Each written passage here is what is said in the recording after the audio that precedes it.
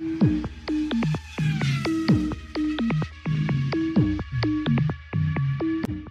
to the Exhaust Notes Podcast. What is good, everyone? Welcome back to the Exhaust Notes Podcast. My name is Nick Engvall. Although I might not sound like myself, I am 100% back and ready to talk to my friends Rohit and Todd about Baku, about a lot of just interesting stuff that happened this week in Formula One. Even off the track, you get a lot of conversation around contracts going on. So what's good, guys? How you guys doing? I'm just taken back by the fact that we have the Whiteberry White on our podcast and not Nick Engvall. So, WBW, what it do?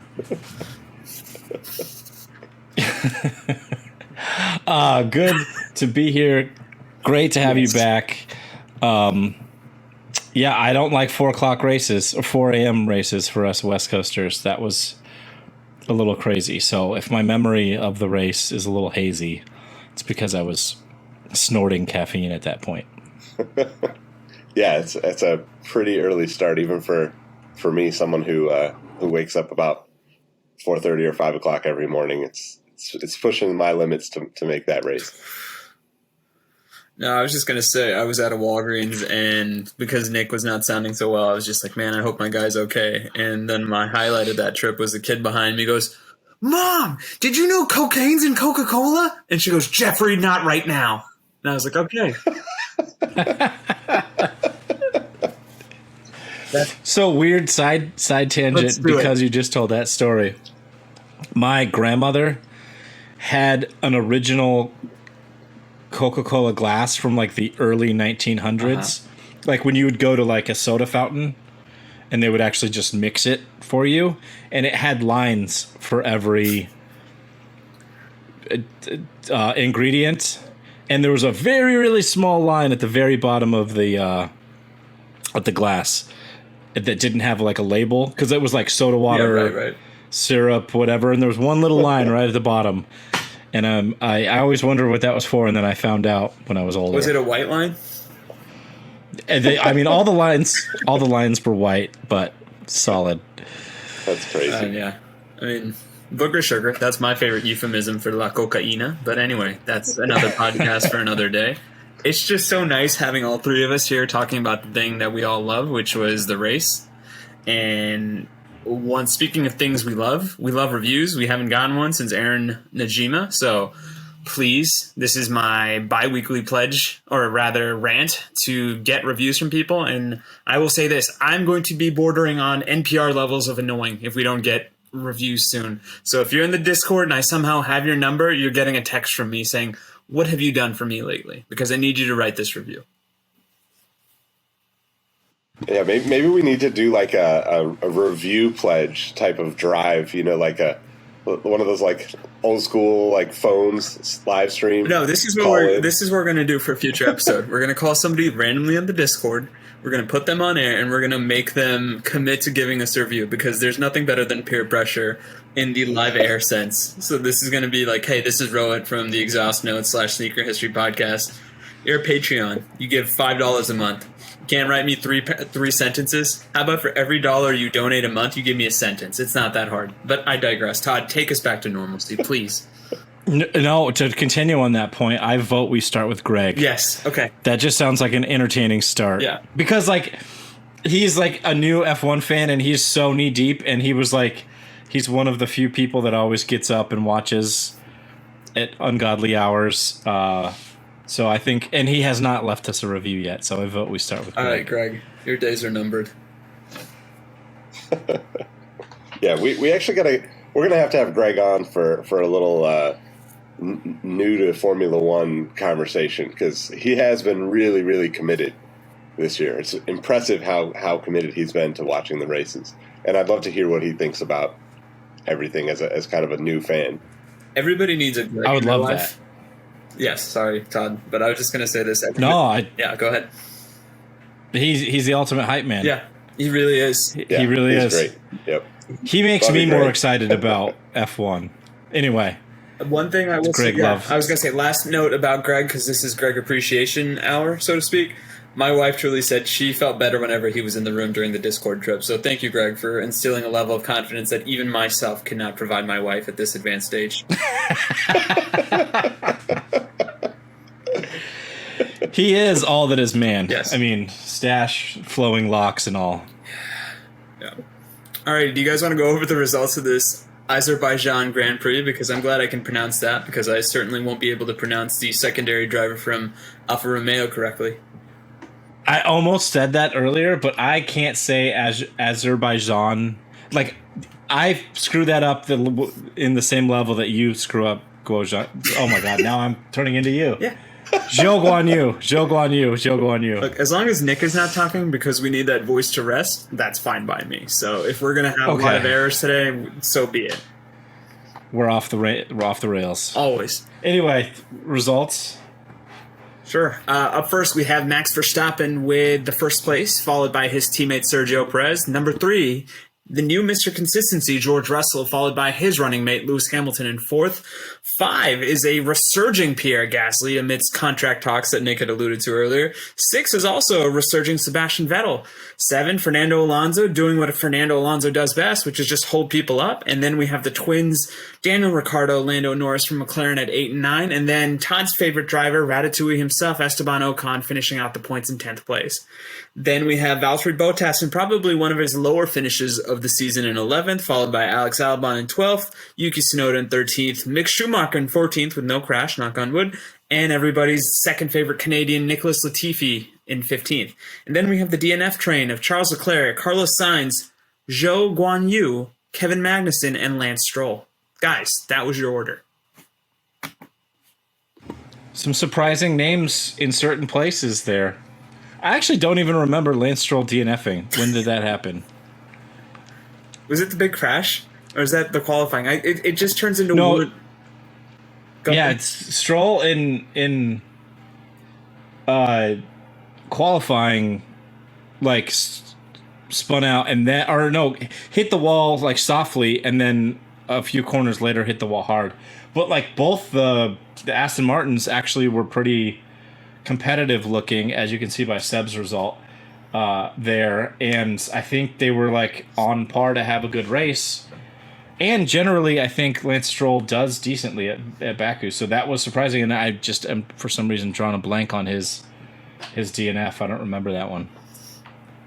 Yeah, and Seb could have easily moved up at least a spot without that little spin out thing that he had. That, I mean, he eventually made up for it, but I feel like if he doesn't have that, he's got a little more confidence going into that corner. I forget what corner that is, where like 2 or 3 guys like. Wasn't that the same corner that Daniel Ricciardo once famously backed into? I want to say Daniel Kvyat a couple of years ago. Yes. Yeah. Yes. That was turn 4, and that was. I'm so glad that you brought that up. That's also the location of Lando's like 15-point turn in practice this weekend, which was pretty funny. It was like a lot Austin of Powers just trying to back Austin up. Powers memes. Yeah, it was a lot of that. But man, that Seb spin. Can we talk about how dangerous and / sweet that was? It was amazing. Yeah. Like, to have that kind of car control? What? Hold my kombucha. I'm still a top 5 driver when I want it. Seriously. Yeah, I mean, he always goes well in Baku, but he made that mistake, did the most amazing spin, like millimeters from the wall. Like, his wing got real close to that barrier in the runoff. And then entered the track in like pretty dangerous way when Yuki was coming. And that's the other thing, like to have the situational awareness to do that when Yuki Tsunoda, the proverbial bull in the antique shop, is coming down. Like, it's one thing. Now, actually, who would be the safest driver to pull that move and like be like, oh, so and so is coming down the thing? I'm fine. I can do this. Yeah, Crofty talked about it quickly. About how it's kind of a dangerous re-entry or just about safe. But I'm surprised with the way the stewards have been this season that it wasn't even noted and taken a look at. Because, like, from the onboard of Seb's car, it looked pretty damn close. I was surprised. No, I think they borrowed a play from the NBA playbook this year around that Andrew Wiggins dunk where they initially called it a foul, and they're like, you know what, this is pretty sweet. Let's just leave this as is and let people enjoy it because we do want to note how awesome it actually was. Yeah, it was awesome. But it's... I mean, by the way, I think we should use the term just about safe more regularly. Like, that's just a great term for Formula One. You know, it was just about safe. I did like that when Crofty said it earlier, or during the race. It's like the polite, but did you die, though? Yeah, I was going to say, it's the British bless your heart. It's just about safe. Yeah. Now, and it's funny you mentioned that because I was watching highlights of the race to kind of help jog my memory about what happened. We really do need to have a reoccurring Crofty's favorite line of the week segment because he's given us so many gems this year. I mean, the one I always go back to is Sergio Perez's cushion of a right foot. What was it? Doesn't matter. But he just always has one line where I'm literally looking because actually usually it's just me by myself. I'm looking in a mirror saying, did I hear that correctly? Like, whoa, good on you, Crofty. English is truly your first language. He always makes sure to balance it out, though, with calling one driver by the wrong name or continuously calling one driver by the wrong name. I don't know. He always makes a flub, but he's golden, and we love Crofty for sure. Yep. So speaking of golden, was that a golden opportunity wasted? Do we have a season anymore? Because the way Ferrari in a way we haven't seen in, years? Or is there anything else we want to talk about that? Because I feel bad. Like, I'm going to go full Stephen A. Smith and say, that's the season. There's no way they're coming back from this at all. I knew that was coming. Yep. Mr. Man of Hot Takes calling the Ferrari might as well pack it in. Yep. I think I'm going to relate this to my favorite meme that I saw this week describing Red Bull talking to Ferrari using the Michael Scott meme from saying how the turntables, because 3 races ago we were talking about probably 3 races ago we were talking about how Ferrari's got the reliability, they have the speed, they have the whole total pack, they have the driver pairing, everything, and now 3 races later Sainz can't finish a race or continually causes himself pain, and now Charles is like distraught over, 2 weekends in a row. Well, I guess that's what? DNF, and then the Monaco blunder and the pit stop, and now DNF, right? Yes. And that's 4 pole positions that he's had in a row that he didn't convert to a win, which I think is actually a new record they were talking about. Somebody was talking about it. So what was the actual... I didn't see the actual... reasoning for both of them, because it was both engine failure, or was it gearbox in one, engine in the other? Or? No, Leclerc was his engine blew up, and Sainz had a hydraulics failure. But and Sainz was easier or earlier as well. Yeah, Sainz was first, but the really shocking thing to me is that they put in new engines in both cars for this race. So that was a brand new that was a brand new engine that popped. So now everybody's like Rohit, and the world is ending. They're into engine penalties, which we were talking about probably second race of the season, or second or third race of the season, that with Red Bull in that way, that they're having all these, they had all the AlphaTauri failures. They had the first race of the season where both Checo and Max had engine failures, and now we're on it with Ferrari. And I think everybody has super short-term memories in a sense, or we like to, because it's exciting and we're talking about that, but it's a long season. I know at one point Charles was 34 points ahead of Max, and now he's 34 points behind Max. But we're only, 7? Is this 7 or 8? 7 or 8 races in? We are in the 8th race. So, bro, continue your point. Tell me why the season's wrapped up. Red Bull. Season's wrapped up because Ferrari keeps shit in the bed. Big turd, little turd, brown turd, black turd. Doesn't matter. There's poo-poo in the sheet. And Carlos Sainz looks about as white as a sheet if you ask him to complete the race, because my man, who I used to call Cool Hand Carlos, he has not struggled like this in a while. And Charles Leclerc slowly looks like the kid from Stranger Things in terms of the life is being sucked out of him in every race so far. That being said, the only hope Ferrari has is if that quote-unquote drama that's apparently happening at Red Bull continues to appear to bubble to the surface. But even that seems to have been quelled a little bit, because despite the fact that Red Bull told Sergio not to challenge Max as he moved forward, they were fine with it. Max more than held up his own once he got first place, because I think his margin of victory was, 20 seconds at the end of it? Yeah, something huge. I think since you brought up the Red Bulls, it's a good time to talk about them. I initially had that same reaction, which was like, oh, here we go, team orders again. And they pitted, what was it? They pitted Checo to get him out of Max's, or to make him not fight early, I think it was. And then when they got swapped, or it got mixed strategies there, it seemed a little bit like, oh yeah, don't fight. But then the reason I guess they pitted Sergio early, which I read later on, is he was having like pretty terrible communication with his race engineer, and he was saying almost immediately, and we talk about him as Mr. What did you say earlier? Pillowfoot? Pillowfoot, yes. Whatever it was. Sir Percy Pillowfoot. But he has the most sensitive right foot in the world. He immediately burnt out his tires, and it was apparently because there was some balance issue in the car, and the race engineer was telling him to mess with the diff settings and the car balance or brake balance or something like that. And we saw him pit early, and apparently the most sensitive right foot in the world burnt out his tire, so that's why he had to pit early. And you could tell pretty quickly that he was not having a good race that way.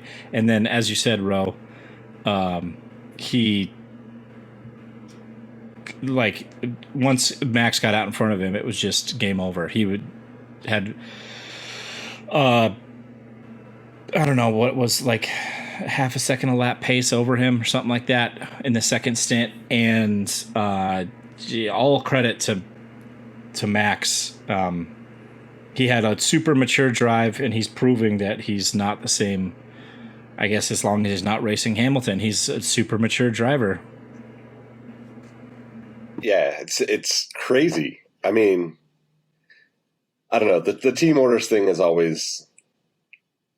I always land on, like, no matter what the team, I just want to see him race, right? But that's wishful thinking when it comes to the politics of a team and really the outcome that they want, right? But so how does a team put a car on the grid and instantly need to have the driver make adjustments to, like you said, the diff or things like that? It seems so bizarre to me that, like, these teams could do that after, they essentially have to race the car for two, 3 full days, before the race starts. How does that even? I can't even understand how that can happen. So, from my very limited, somewhat dimwit view of the science behind it, the weather was super strange in Baku this weekend. The practice sessions, like the first practice session was pretty hot. It cooled down for FP2. FP3 was cooler, and then qualifying was way later than the race would have been started because it's a lot shorter of an event. So the track was cooler. So then once they hit qualifying, it's in Parc Fermé, right? So they can't make any other changes to the car. And then during the race, it was even hotter during the race than it was for that hot day on FP1 or the hot session, whatever. So they said that the track temp was like 10 degrees hotter than FP1. So he like burnt through his tires, or just that small amount of temperature changed the balance of the car enough where he wasn't comfortable anymore, so he started messing with the diff settings and et cetera, et cetera. But you could tell immediately that his traction going out of corners was struggling because everybody was catching him in the corners. And yeah, that's, I mean, again, from my limited understanding, the track temps were way hotter than projected or what the car was set up for, so he immediately burnt through the tires. And again, that's credit to Max, who's not normally known for having, like, being able to conserve or I guess he's more of a, like, let us race type of driver. Yeah. And he adjusted. He even, like, told the race engineer at one point, because he was telling him to do like a 45.5 lap time, and he came back on the radio and said, "No, I think I'm going to do a 45, like, don't want my tires get too cold." And the race engineer immediately came over and said, "No, or you're right. The left front, left rear are a little cool, so just keep at what the pace you're doing." And it was like pretty staggeringly mature for Max. Or, like, I don't know, we all have this opinion of Max as being a aggressive and sometimes immature driver that gets him into trouble, but it was really impressive for Max. Yeah, I mean, that's crazy. I don't necessarily think of Max as immature, but I definitely think of him as overly aggressive at times. But if anything, this year has drastically changed that opinion for me. So now he got that chip. He's just Mr. Relaxed, I guess. I don't know. It's going back to Rohit's original point. It does feel like we're at a turning point, or this could be a turning point in the season. Say we go to Montreal next week, or this week, I should say, and Red Bull runs away with another 1-2 in Max's favor, obviously. And I mean, obviously, in the sense that, like, if we're gonna pick a better driver, it's probably Max, right? So, if Max gets another win and Ferrari has another, bad result, or God forbid a DNF, it's gonna really feel like they're really running away with it. At least with the constructors, right? Like, mathematically, everybody's still in it. Even my terrible honey badger. But anyway, I see you've been talking to Iron Trev about it, but we love everybody here equally. Canadians, Australians, it doesn't matter. If you're in the four wheels, you're a part of our tribe. So, speaking of reliability issues, my laptop Wi-Fi decided to emulate Ferrari's title hopes this year and just collapse. But where were we? What were you guys chatting about while I was away? We just Nick was asking, because I was talking about Sergio's kind of burning through the tires early, and then he was asking, like, why that happened, and I explained, like, the car setup and the track temp changes and et cetera, et cetera. That was the thing I also wanted to ask you about, so apologies if this is kind of redundant, but my understanding was the Baku track is the worst for tires in terms of the degradation it causes, and if I remember correctly, Pirelli had sent the softest compound of tires that they have for this race? They did send the softest compound. So I guess me being the newbie on, why would they do that if that track has that reputation? Is it just some sort of stress testing that they're hoping to do, or is there some more method to the madness? Well, going back to your earlier question, I don't think that Baku is, like, the highest deg that we see all season. It's like, I don't know, medium high or whatever. But as to why they sent the softest three of the compounds, I'm not actually sure.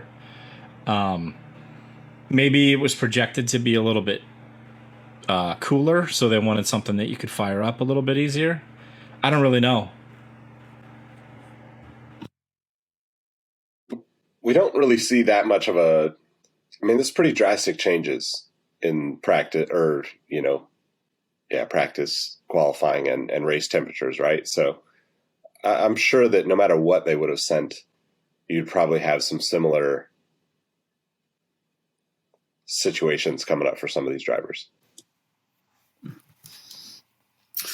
Speaking of some of these drivers, did you guys touch a little bit on Todd's favorite team and how the Civil War continues to rage on, but in a more passive-aggressive front this time? No, and it's not just my favorite team. Nick is also Team Papaya. Everyone forgets that. No, I think Nick likes Lando as much as you like Danny Rick, so this is why I don't want to draw attention to it, because I hate it when my mom and dad, from a Formula One perspective, fight. But things are getting very interesting, is all I will say. Yeah, I mean, I just hate to see teammates, I don't want to say ruining it for each other, because they're not to that level yet. But like, that's the only place you go from here, in my opinion. Right? It's the same thing with Checo and Max. If you don't have like some structure up there with those two guys in the front, and they're just battling each other, you end up seeing bad things happen that just shouldn't happen, right? Like accidents, knocking people out, all that kind of stuff. But yeah, I mean, I don't know. I'm not maybe as big of a Danny Rick fan as Todd, but I would say that Danny Rick is one of my favorite drivers on the grid still. So it's tough to see them being catty with each other, I guess, the best way to put it. I mean, for me, that was kind of that tough situation was kind of made by the race strategy. I think in the beginning of the race, when it was it Ocon or Alonso? I don't know, but usually the shithousery starts with Alonso, so let's just assume it's okay, Alonso. maybe it was Alonso at that point. I don't remember. It was one of the Alpine cars, but it was one of the Alpine cars, and then Lando, and then Danny Rick. Danny Rick was on the hards at that point and definitely had better pace, which if I'm in the McLaren at that point, I would have swapped Danny Rick to see if he can get past Alonso. Again, probably not going to happen, as we saw in the speed traps this weekend. I kind of said it in the pre-show. The Alpine with a tow was hitting like 340 something kph, which was the highest out of the weekend. And then like followed by Red Bull at 340 or 330 something. Obviously they don't have the speed at the rest of the track, but they definitely had the speed down the straights. So if Danny Rick really had the pace, then swap then and work together, because if Danny Rick can get past Alonso and either pull an Alonso and slow him down, or pull away, then you pit Lando to try to do the undercut at that point. The other flip-flop that they did, I think, was also wrong, because Lando then had the pace at the end of the race, and Danny Rick was essentially kind of holding him up. I mean, I guess they were really within tenths of each other, so I don't know if either one of them would have gotten past. But and then they just said like, we didn't let Danny Rick by earlier, so we're not going to let you by now, which is going to piss off both drivers in both occasions, right? Like, if they're really battling for points and battling as a team, and one driver, I know that they're race car drivers and they always think they're the fastest, but like, if you can clearly see that one driver on a harder compound, which turned out to be the best tire for the last weekend, has the pace, then do the team orders early before it becomes a frustration. And then if the same thing would have happened, and then Lando was behind with the better pace, swap him back then. Like, try to be more aggressive instead of like, oh, let's see what Lando can do. Let's see what Lando can do, because I know that he's the golden boy and definitely the better driver at this point. But they're just creating their own headache, I think. No, I do think that's fair, but I also think there's enough of a gap in terms of unless Alpine continues to be the dark arts masters and somehow weasel their way into more points, and I say that as probably the biggest Alpine fan on the board, I think there's a healthy enough gap between the top 4 teams. So I think they're safe. It's just a question of how far is the Ferrari free fall? Say that a couple times fast if you like alliteration. Or are they just so comfortably nestled into that 4th place that they really are needing some sort of spark or some sort of shot in the arm to motivate themselves? Because I already see the top 3 teams kind of leaving them in the dust. Yeah. Well, it's kind of weird. We have like Formula, like, I don't know if you guys have heard this term before, but we have the Formula One teams being Ferrari and Red Bull. And then we have the Formula 1.5 teams, which they used to talk about it, which, like, it was Red Bull and Mercedes, and then the rest of the field was Formula 1.5. But now it almost feels like there's 3 tiers with Formula 1, Ferrari, and Red Bull. 1.5 is Merc, and then 1.75 is the rest of the field.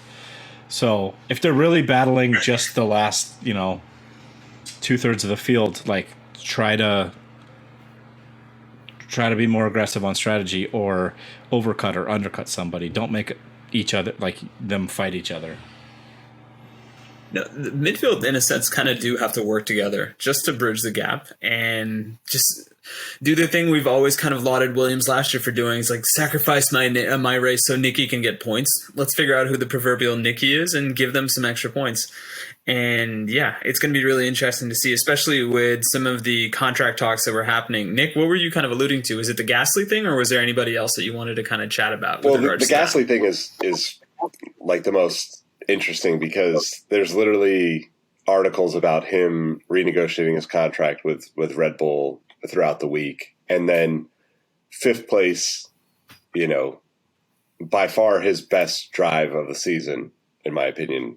Regardless of placement, he just looked like he had his shit together again, which is like, it's been a while since we've seen him drive to his ability, in my opinion. I feel like he's been a little off for all of this season, but even last season as well. Yep. No, it's one of those things that when I initially read the results and I was kind of looking at it, I was like, Gasly in 5th? This feels strangely old again and new again at the same time. And to your point, there's no better narrative to write than the most common and the most recent one. And this is going to do wonders for his Q rating, because he's always had that reputation of being probably the best driver that's not in the top 3 teams. And he's still consistently, I would say, over the course of the last 2 years, got 6th place. And that's something to be said. But yeah, he's had a bit of a malaise, but I hope this is the start of something good, because he is a very exciting driver on his day. And I think he would elevate any team he goes on, including, I would say, maybe with the exception of Red Bull, because I think they're so locked in right now, and Perez hasn't been exhausted by the Verstappen family estate. But any other team that would pick him up, I think he would do wonders. Even taking the 2nd seat off of my beloved Carlos Sainz, I think a Gasly and a Ferrari would be very interesting. Oh man, that would be wild. Like, I can't even fathom that. I've thought about.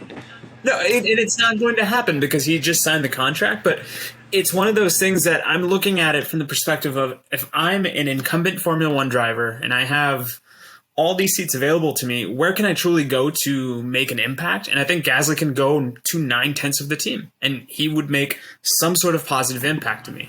And ironically, the one team he couldn't go back to is the team he's already been a part of. And I would make the argument, if he's treated the way Checo Perez has been treated, and granted, Gasly at that point was very much at the start of his career, and Checo is, let's say, in the apex of his career. That's a racing term I learned just now.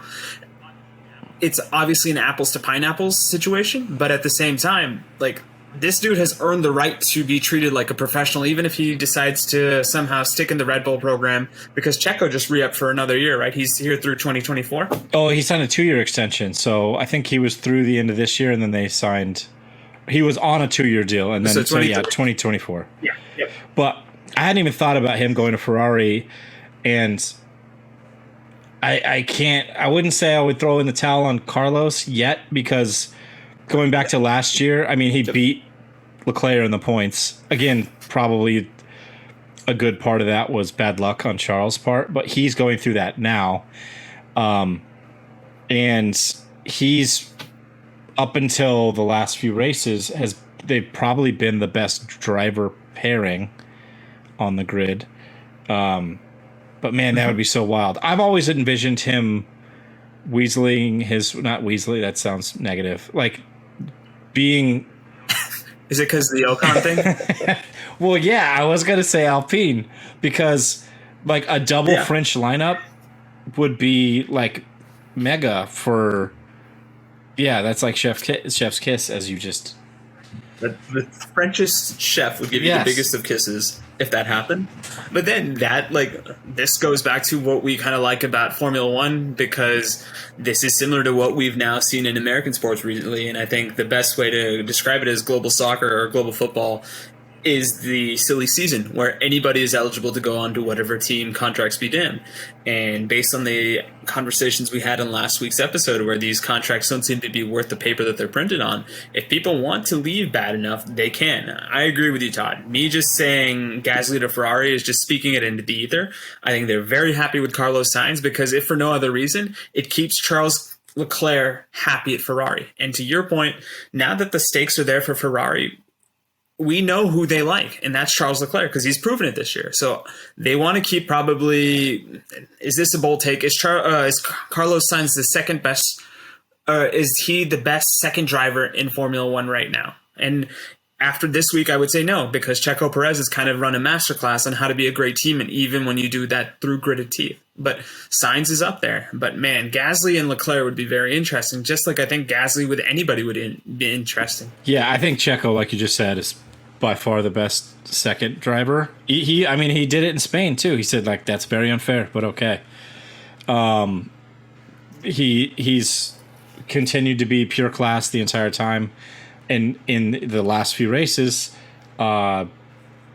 he's been driving at the apexes of his career, as you said. But I think that we have a lot. What was your preseason prediction? 6 drivers off the grid, 5.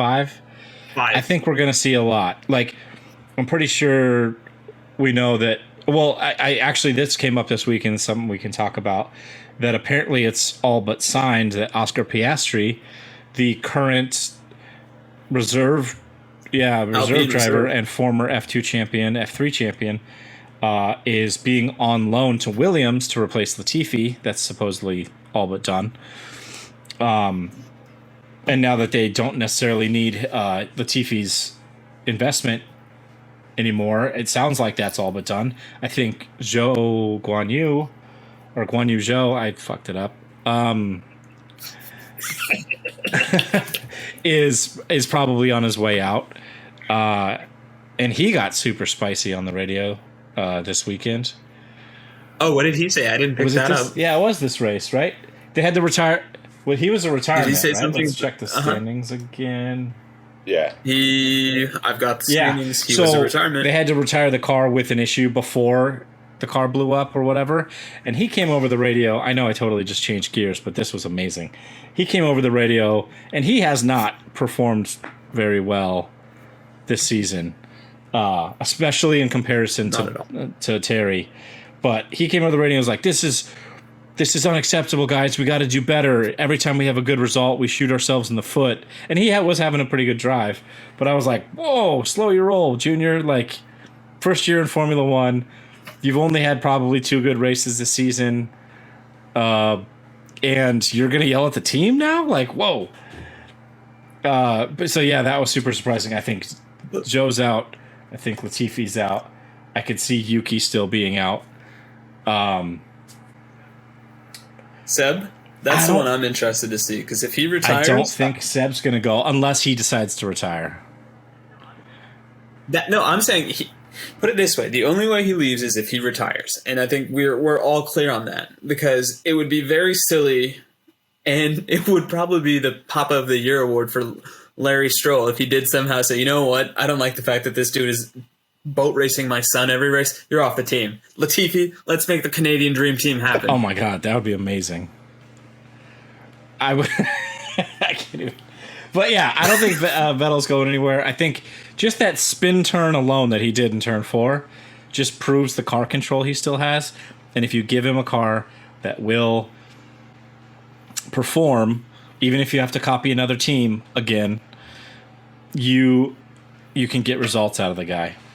And then I think Danny Rick is, I don't want to say almost guaranteed, but very likely possibility to either change teams or retire. He just doesn't, I think he's like kind of a little dead inside behind that big smile, especially after the last few weeks. That's how clowns operate usually. Clowns usually operate that way. No, I was going to say this. What is the, sorry to derail you, but I kind of like when you are this introspective about your guy, Danny Rick.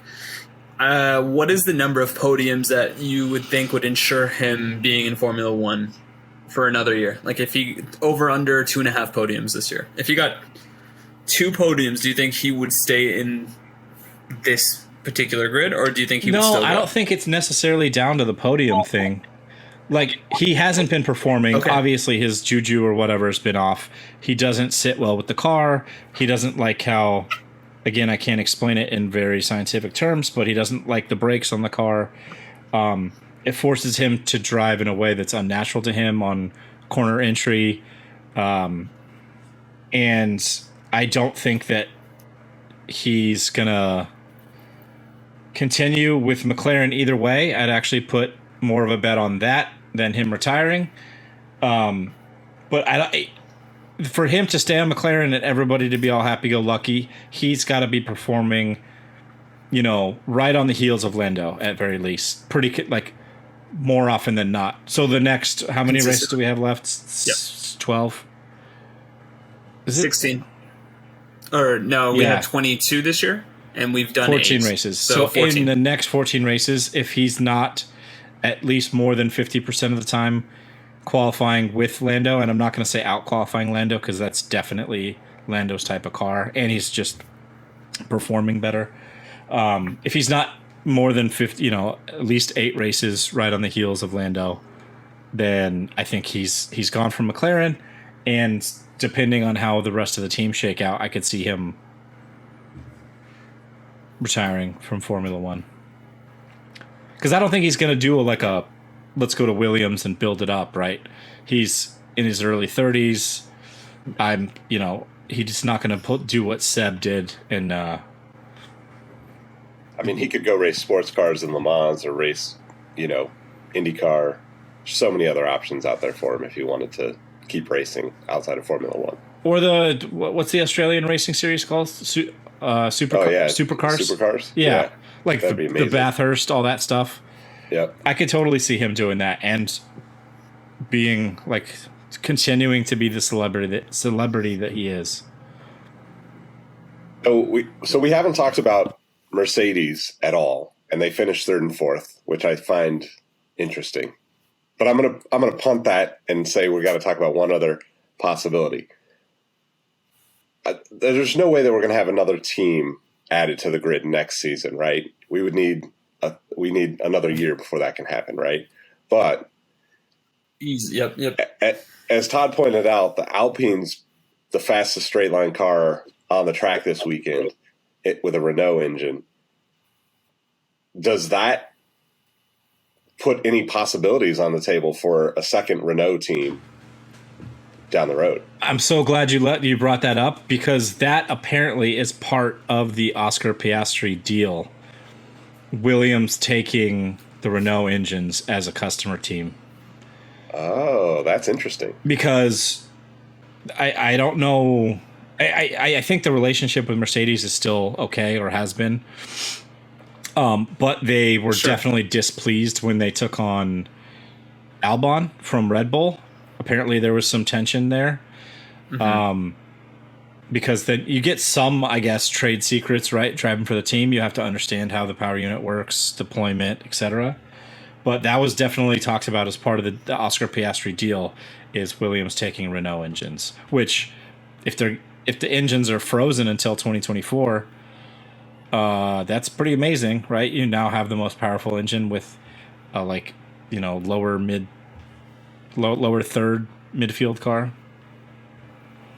Not only that, you've got a promising driver, as much as a driver can be promising, because we all get hyped up for rookies entering Formula One, and then we realize there's such a steep grading curve and our rookies are probably not as good as we thought. I mean, we're all guilty of probably overhyping one young driver and then realizing, holy crap, these guys truly are Jedis when they're behind the wheel. Yeah, but people are comparing him to both George Russell, who we know that his caliber, and Charles Leclerc. Yes. Both of them were super hyped up rookies not that long ago. And it only took, Leclerc one season to get through Alpha, and then he was in Ferrari. So, I mean, if the typical F1 pundits are saying it, and the, follows I have that are also saying it, he must be good, right? He won F2 or F3 and then immediately went to F2 and won it, which is not typical. So not at all. I mean, there's a question even like, could Alpine get rid of my beloved Ocon to give Oscar that spot? And it wasn't necessarily frowned upon to suggest that, because to your point, Todd, kid's got a proven track record. Sorry, bad pun. And he's got championship pedigree to say, yeah, you know what? Ocon, you're nice, but I've won 3, I've won 2. I could probably do a decent showing in Formula 1 if I get the proper car. So I honestly thought it was a possibility before this season. Like, I think Ocon is a talented driver, and even your love for him has swayed me a little bit. He is talented. He's a solid midfield driver. But I thought it was a possibility that they could give him the boot before this season. You also said one thing, and I know this is a bit of a tangent, but this seems to be the theme of this overall episode. When we were talking kind of about McLaren, do you ever envision McLaren pulling a Red Bull where they just start designing a car for Lando specifically, and then down the line, they just try to hope that a second driver can drive the car at 85% its capacity? Do you ever see them devolving or evolving into that if they ever have those championship aspirations? Because as you were framing that Ricciardo narrative, that was the thing that popped up in my mind, because this may have happened to him again at a second team. Well, I mean, to the Ricciardo point, it kind of happened to him at Renault, and then they got caught for the illegal brake bias thing because he wasn't happy with the brakes, and then he went to McLaren, which was weird. After the second season with Renault, he actually was definitely performing well and one of the best midfield drivers at that point, or outperforming the car, whatever you want to call it. But the contract with Lando speaks to that they do want that gamble, right? They have long-term love for Lando. There's some alliteration. And they want somebody in there that's competent enough to be on the heels of Lando. They obviously, I don't think they're necessarily showing preferential treatment to Lando. A lot of the salty Danny Rick fans will say that, but he's just been absolutely mopping the floor with Danny Rick for 2 seasons now, or a season and a half. So I don't know, Nick, what are your thoughts from a McLaren perspective? I mean, maybe this is just wishful thinking, but I just don't see. I feel like there's so much potential for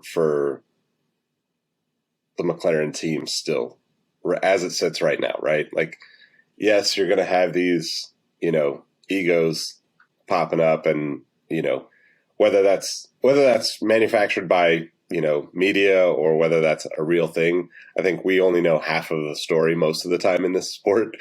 But I think that, to your point about the strategies were obviously just bizarre this weekend, or the choices within the strategies were kind of bizarre.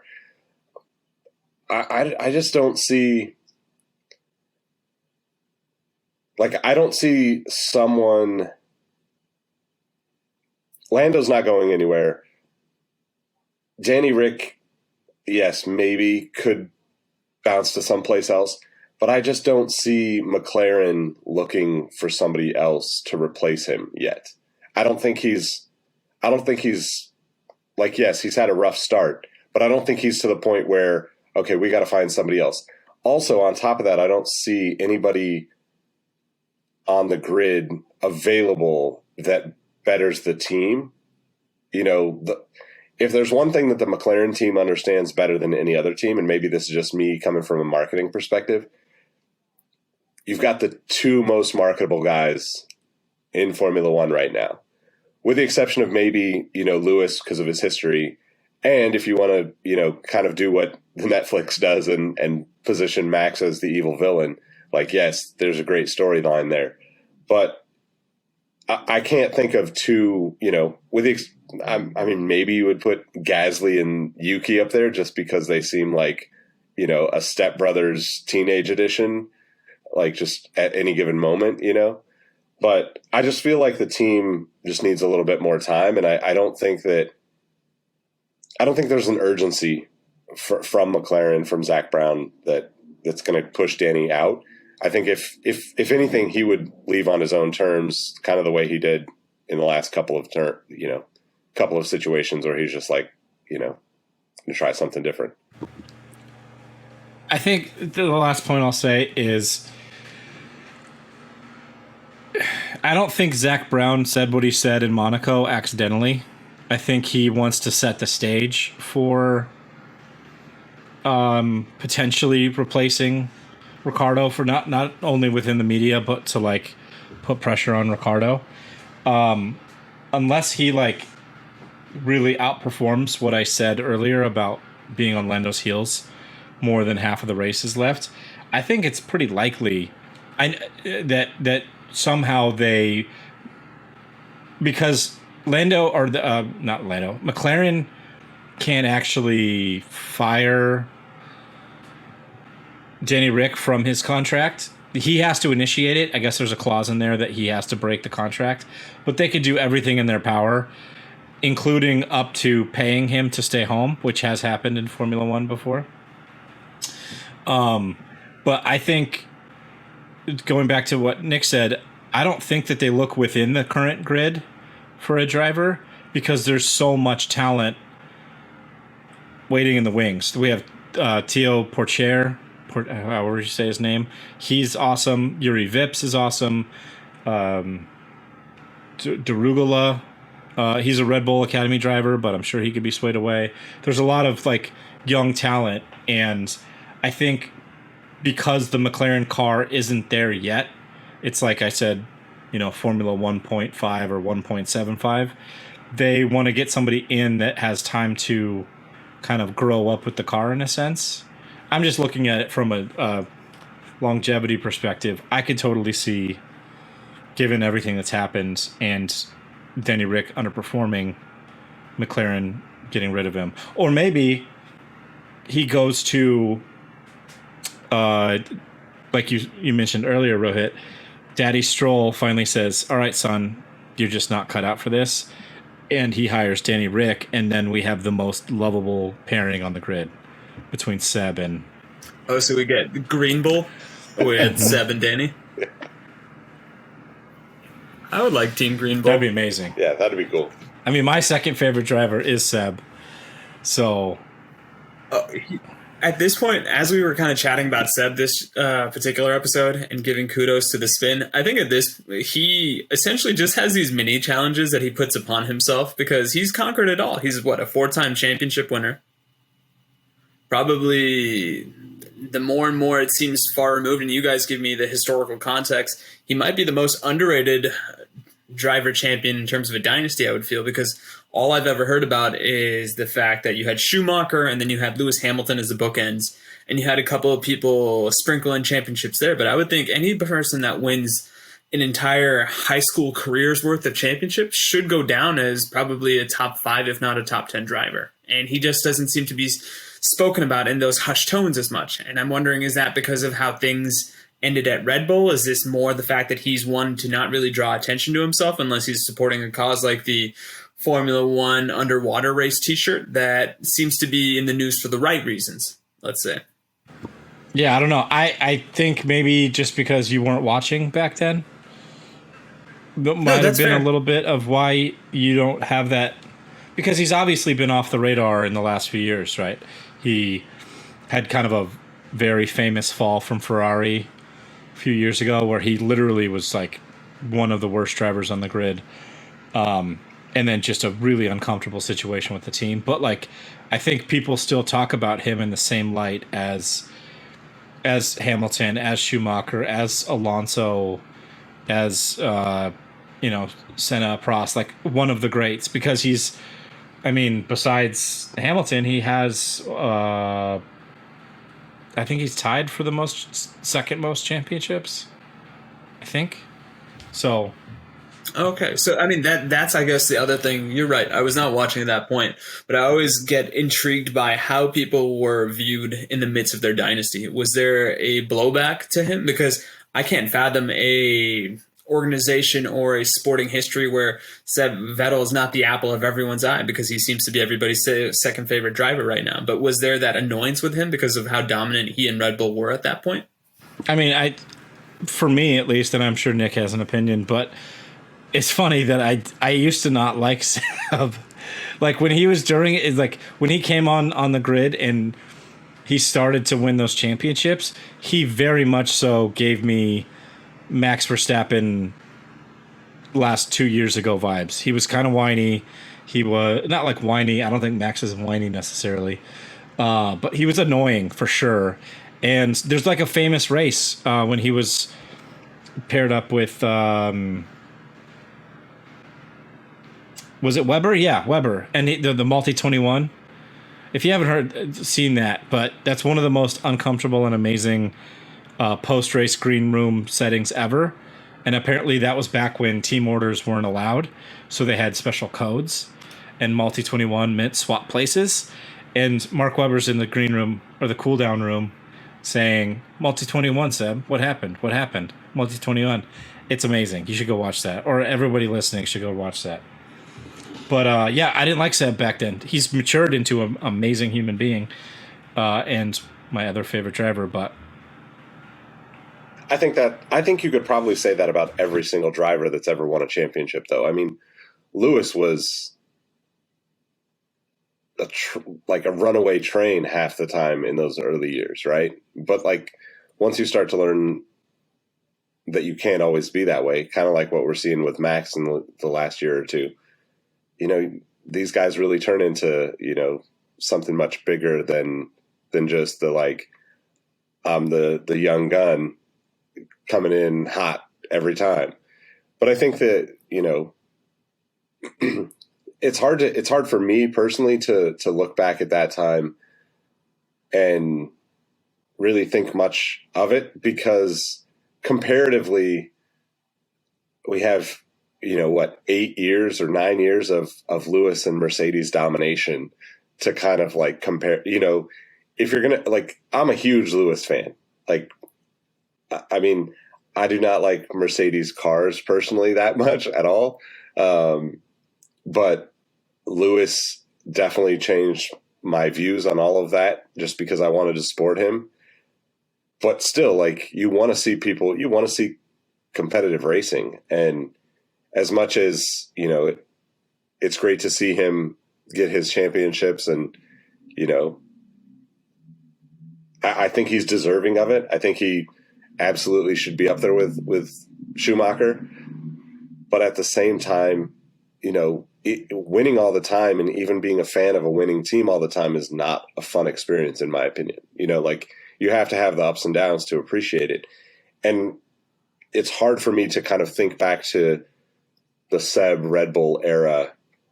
One, because I didn't have a reason to like those teams beyond the drivers, right? Those teams were Renault powered and Infinity sponsored, which is just a weird combination that only happens in Formula One, where you've got a car brand on a car that has nothing to do with the car itself.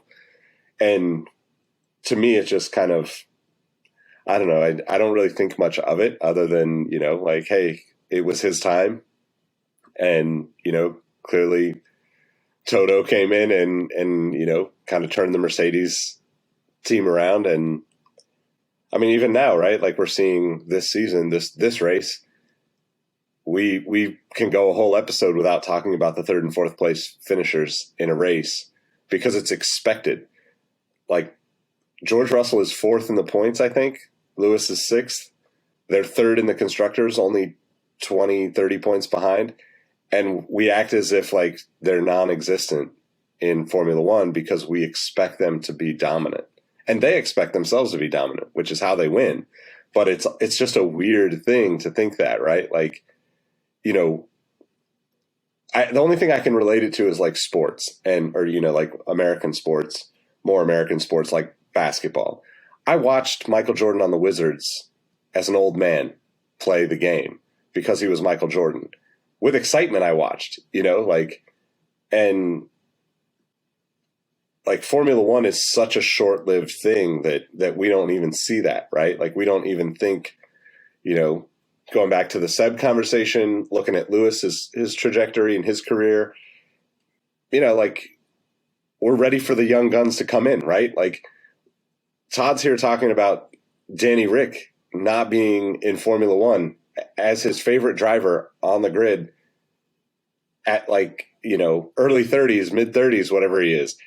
When other drivers on the grid have another 5-6 years on him, Seb, Alonso, you know, like there's plenty of time for Danny Rick to like actually get into a car that's better for him.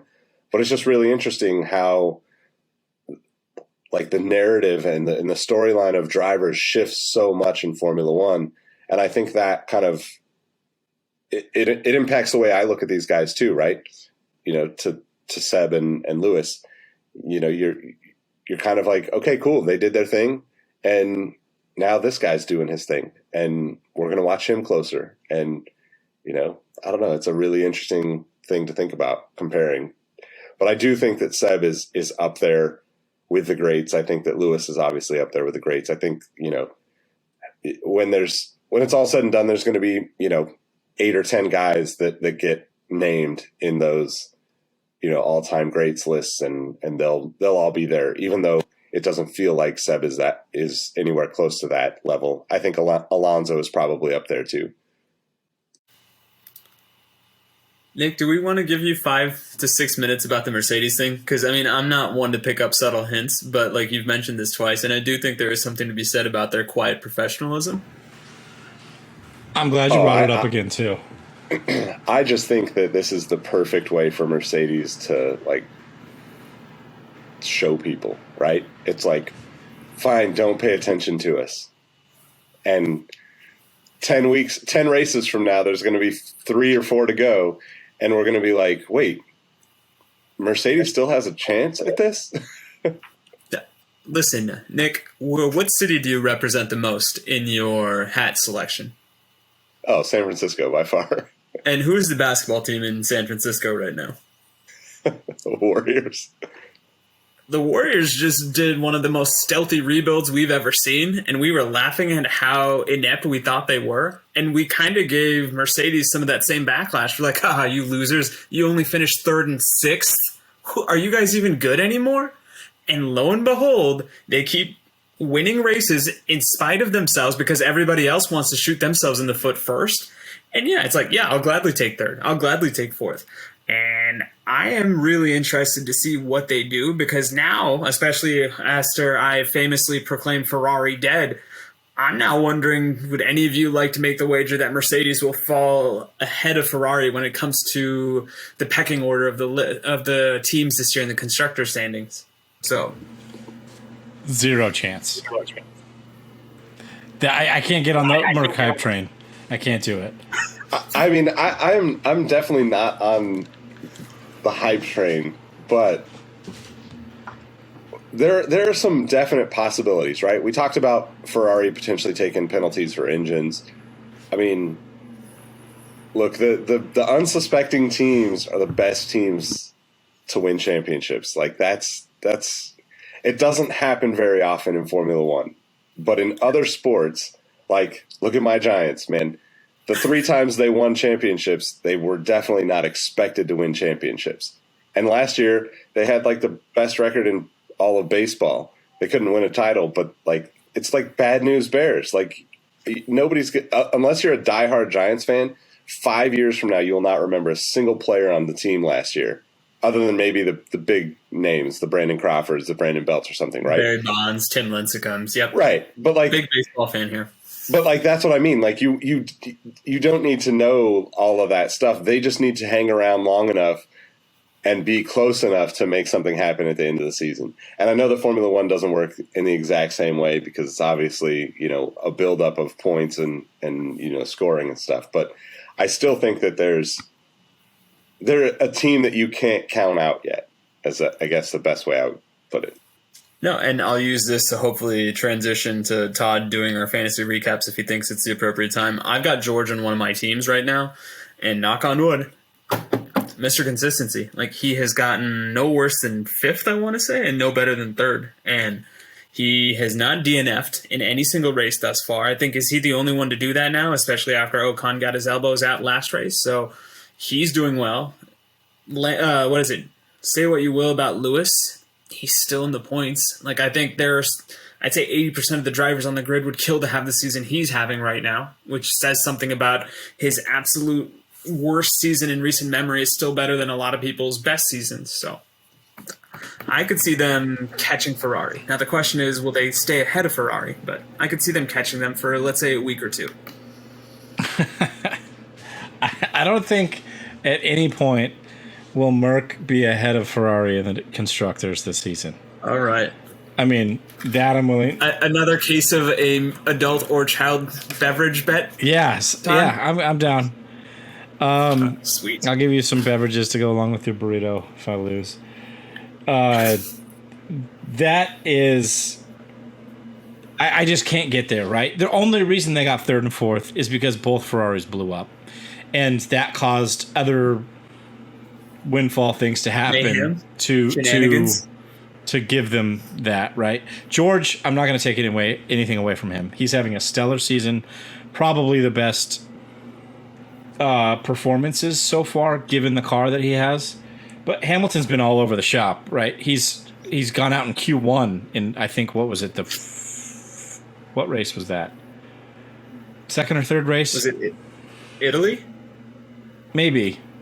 Because I'm looking at his point total, and he scored a whopping 8 points. If I read our Codex ring from our race correctly, that meant he got 13th place in that particular race. Yeah, so he's been all over the shop. Granted, not all of it's necessarily his fault, and I still think he's obviously performing the best that he can. But, like, it's all George. George is wiping the floor with him this year. And that's, like, kind of nobody's talking about that in the same way that, like, they talk about Lando and Daniel or, Seb and Stroll or Charles and Carlos. I just can't. But I am glad you brought up Mercedes because this is the last point I want to make, and I know we're kind of long on time. But the porpoising thing was the outcome, the overarching theme, again, to this race because a lot of the teams were struggling. But there was no one more vocal, obviously, than Mercedes because you could see down the main straight that they were, like, literally getting bucked around, like, in a very painful-looking way. And I know this isn't the first race that we've talked about porpoising or whatever, but lo and behold, Toto after the race is all about, the FIA needs to step in. And I was talking to Aaron about this in the Discord earlier. That's absolute crap. I hope the FIA doesn't step in any way. Because there's teams out there like Red Bull, like McLaren, Alfa to some extent, Alfa Romeo, I should say, that have zero problem with porpoising. And you can't penalize the teams that figured it out for the teams that haven't. I did see a really interesting proposition made by somebody on Twitter that they set a G limit, so G forces, because apparently the really bad porpoising can be up to 6G motion, and you're going 200 miles an hour, and it's happening every, less than a second. Wow. So they're getting 6Gs up and down for 2 minutes at a time for each lap or whatever it was. So I do think it's a concern for driver health. But what do you guys think? Do you want the FIA to step in, and in what way? Like, would you want to see them penalize the teams that are over a certain G limit, or max them out during a lap, or what do you guys think? No, absolutely not. Like, I don't care who's complaining. Absolutely not. I mean, excuse me. Look, if other teams have figured it out, then it's fixable. If you can't fix it, that's on you, in my opinion. It'd be different if every team on the grid was experiencing, let's say a certain percentage of porpoising or whatever that is. And to me, that is just like, that's exactly why I am always hesitant to be a Mercedes fan, because of that kind of complaining. And it always happens with the top teams, but Mercedes have made a habit of it over the last decade, where it's like,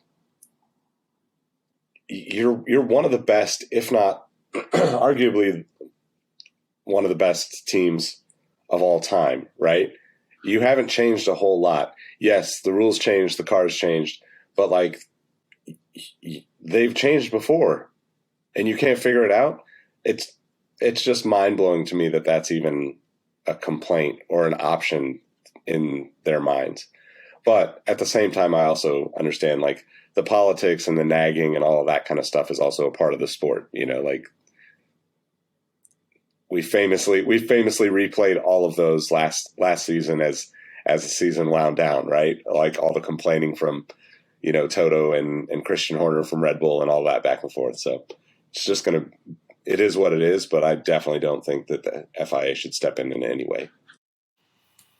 No, agreement with Nick and Christian Horner. Get good, noobs, is essentially what we want to tell Mercedes. And the other thing that's interesting to Nick's point is, this is Toto taking care of his drivers. He's distracting people from the topic that's at hand, which is what's going on with Lewis, because to Todd's point earlier, he's not having the consistent season that we're seeing George have. And if this was a blind driver resume off, I would make the argument that Pierre Gasly should be the second driver at Mercedes at the expense of Lewis Hamilton if we're just treating this season on its own. Granted, that's not going to happen. That's too preposterous an ask even for me. But if we were looking at it from that perspective, that would make a hell of a lot more sense, and I think would be just as jaw-dropping if we were mentioning Pierre to Ferrari. So... And we could end with the spiciest take of all. Yeah, I mean, I agree with you guys. There's absolutely no way that the FIA should step in if they want to. Like, all the teams have the ability to tune out the porpoising by raising the ride height, changing the wing balance, et cetera, and they can all do that. But if you give a racing driver the option to be a half a second quicker per lap or be comfortable, they're going to choose speed 10 out of 10 times. So anyway, we can... Oh, also, going back to an earlier part of the conversation, Seb's not that old, Nick. Seb's 34, Danny Rick's 32. So he gets looked at as like the wise old man of Formula One, but he's not that old. I mean, Alonso's 42, I think. 40 or 42. Yeah. Yes, Seb could win another championship.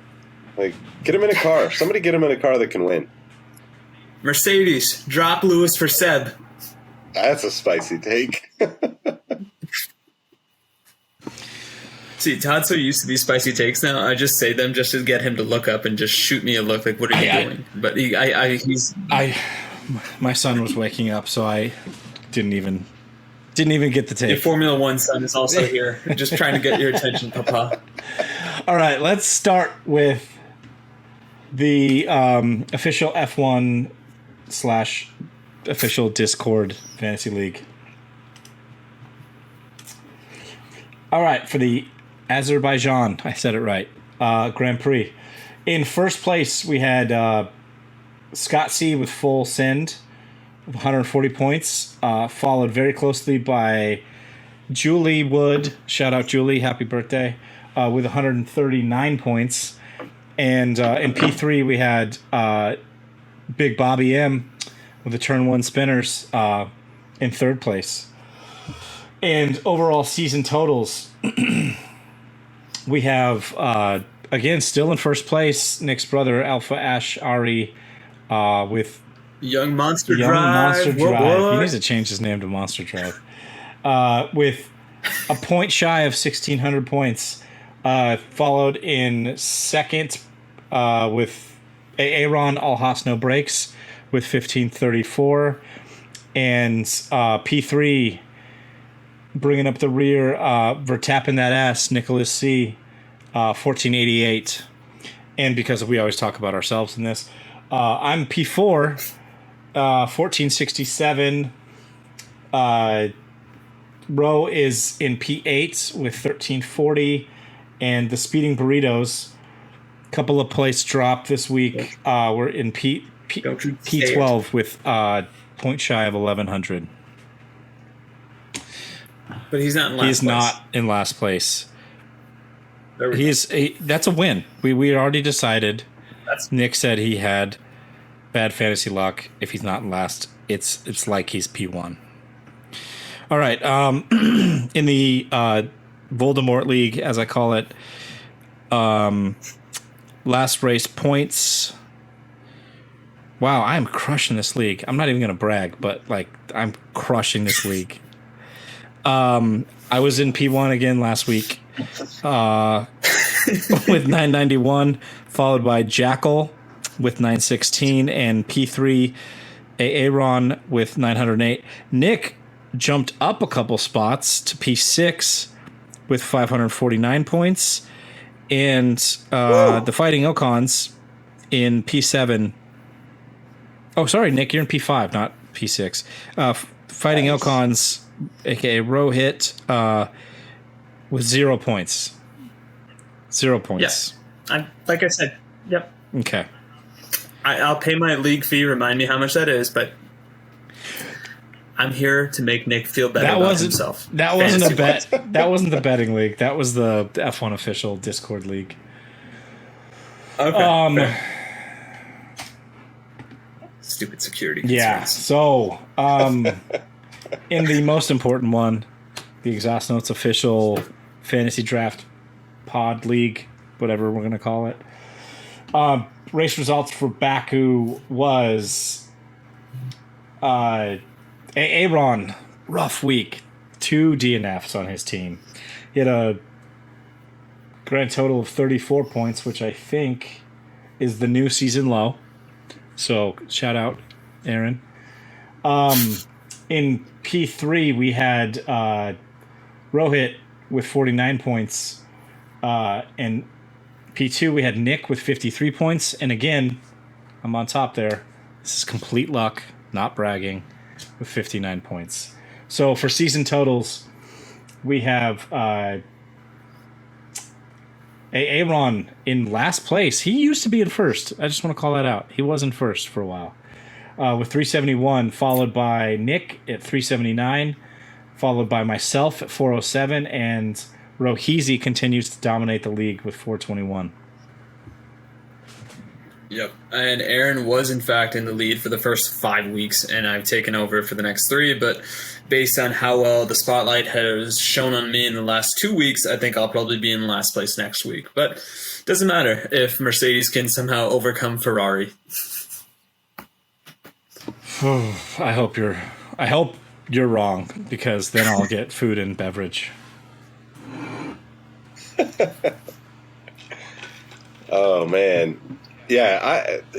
Fantasy Formula One is the most bizarre thing to me because, like, I'm looking at the official Formula One fantasy, and Mercedes as a constructor is still the most expensive constructor available, which makes no sense to me. Yeah, that league or anyone else on the planet. That league is super flawed, which is why we were testing out that second league minus the security concerns.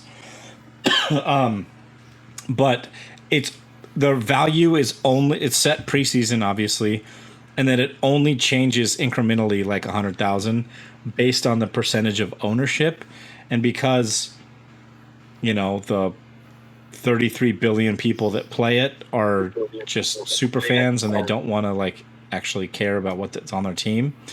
They're still probably obviously the most owned team, and it doesn't change enough, because obviously Red Bull's the best constructor this year so far. And yeah.